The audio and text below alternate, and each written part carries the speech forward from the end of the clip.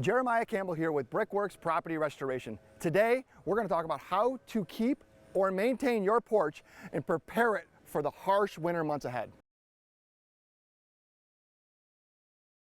Number one, clear the snow off of it. What's going to happen is the snow sits on top of it. The underlayer is actually going to melt. Frost thaw cycles take place as the snow's sitting. Take a shovel and shovel it off as soon as you can. Number two, watch the gutters. If you're getting ice dams or buildup above it, every time the sun comes out, it's going to trickle down water. Water is going to trickle down onto the porch. It's going to create ice. Slip hazards, and it's going to actually penetrate the cap and weaken everything on your porch. The third is you can extend the roof or put an awning over this. What this is going to do is not allow the elements to actually hit the porch. Number four, if you're putting ice melters or salt on your porch, it will destroy it.